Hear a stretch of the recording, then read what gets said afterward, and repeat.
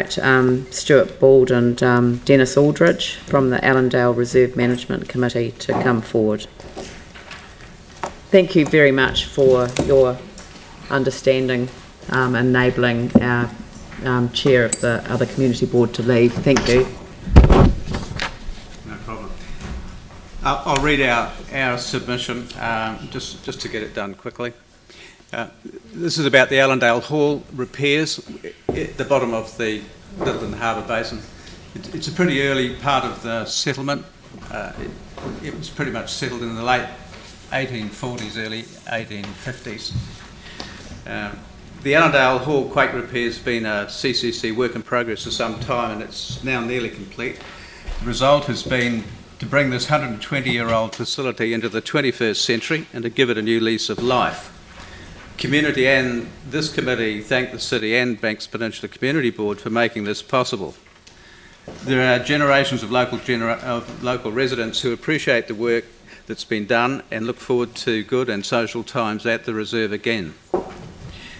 The first point to make is the Allendale Reserve Management Committee support the Banks Peninsula Community Board's recommendations that the Council allocate the full annual rental of the reserve transport yard to the Banks Peninsula Community Board to enable them to allocate funding to this reserve at the discretion of the Community Board. Now, for many years, the rental of the transport yard has provided the only income for the Reserve Management Committee to build and develop and expand and maintain and operate the entire reserve. This has been a successful long-term venture. It has provided a large capacity venue for community operated events.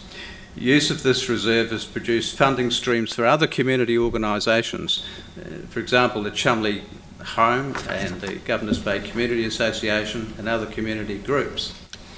Typical events held here are multi-sports. We ran a triathlon here for 17 years.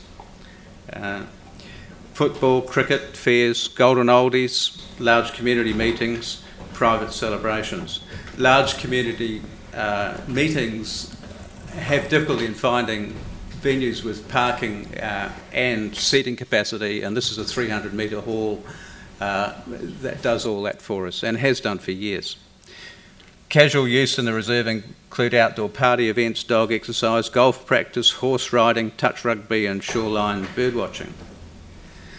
Since the 2010 quakes, the reserve has had no income at all and the grounds have seriously deteriorated. Our committee has a list on the back of our submission here of pressing jobs on the agenda to bring this facility into a good state of repair and maintenance.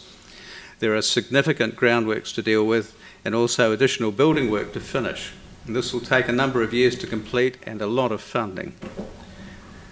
The second point that we'd like to make is the Reserve Committee has a contrary view to staff recommendation that a one-year allocation of these rental incomes from the reserve transport yard will have a significant impact on our operational recovery. Our job list has an estimated DIY cost set against it, just to give you a bit of scale. With present-day health and safety constraints of work practice, these sums will not remotely be sufficient to contract out the works. Presently, there's no alternative funding scheme proposed for Peninsula Reserve Management Committees, and that clearly presents a difficulty for some time yet. This hall was built in 1896 on 6 acres of Crown land that was used to be the police residence and station and a jail. From 1882 to date, there has been transport-related activity on this land. In a 10-seat horse-drawn coach and Royal Mail service operated to Lyttelton and to Charteris Bay out of this location from 1882 until the 1920s. A cartage business using Model T 1-tonne trucks used to operate until 1927. This area produced potatoes, tomatoes, carrots and fruit for the city market.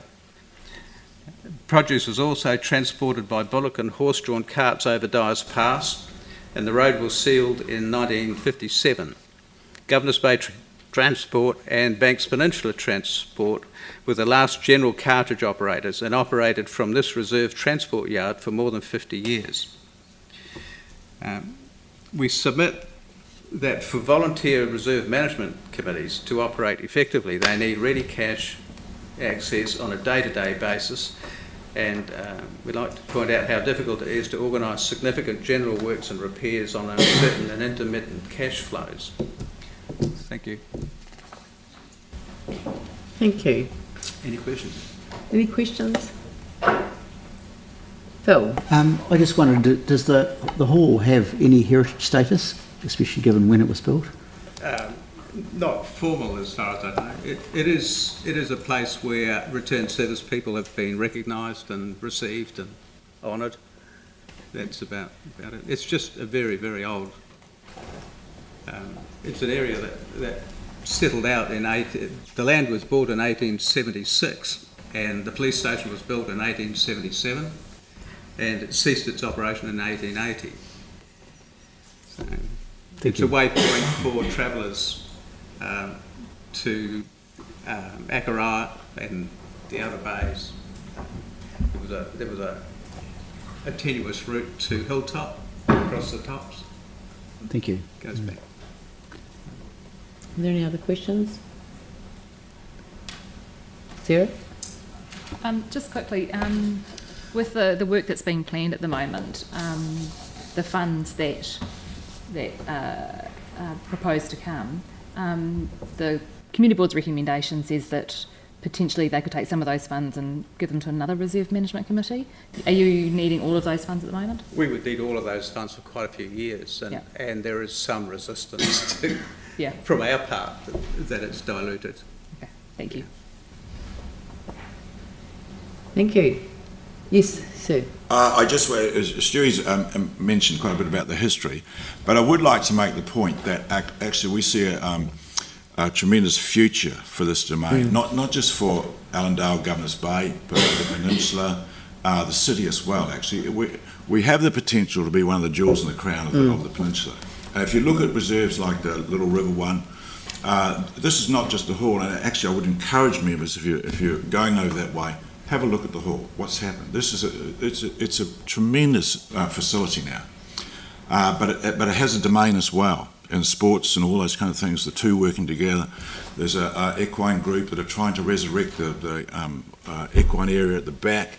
We're linked to the reserve and the foreshore walk and all that round to the jetty. Now the jetty is in a partnership with the council, and we could see the same here through these kinds of funds as well. It's not just for our area. It's 20 minutes from Christchurch, and has the potential for, in the past, but we see into the future, to be able to come over there, use the hall, use the domains for the Samoan Church or whoever else, all these sort of groups. The vintage car people have come there, and so we have a very active and quite energetic committee at the moment, but we just need some assistance to actually try and make this work. Yeah, Andrew. If the Community Board recommendation was not adopted by Council today, and the income from the reserve was not able to be applied to the Reserve Management Committee, and clearly the valuable work that the community is doing on that reserve through the Reserve Management Committee, what would the effect of that be? What would happen on the ground as a result of that decision? Well, there's a number of things. For one, there's been considerable expenditure on the hall right now, but the wider reserve, there's an enormous amount of work to do, and we just don't quite know how it's going to take place, actually. You get constrained to the fact that to the place that you can't do a lot, and so what potentially could be something great actually won't be. And there's whole areas of drainage and all those kinds of things that the field doesn't work now like it used to. It used to be the home of kind of cricket, the Diamond Harbour Rugby Club for years, many years. That was the training ground because many of the players came from the city, and so it was the halfway point. You couldn't play rugby on it, you couldn't play cricket on it, you couldn't do anything on it now. The horse people there's a very strong delegation just come to us in this last week of equine people wanting to resurrect that whole thing at the back but it needs an enormous amount of drainage and kind of, ground formation, all that sort of stuff. We probably won't actually achieve them. So, as Stuart said, it's laid in abeyance since the earthquakes. It's fallen into disrepair, but we see the potential of what could be, but it won't happen unless we get the support. Practical immediate effect of that would be, it would be difficult to keep people engaged in the management committee, because unless there is some personal feedback coming back about achieving things, you won't find volunteer people who are prepared to spend that much time under adverse circumstances. You know, it would be handed back to the city, I'm sure. It's brilliant. Look,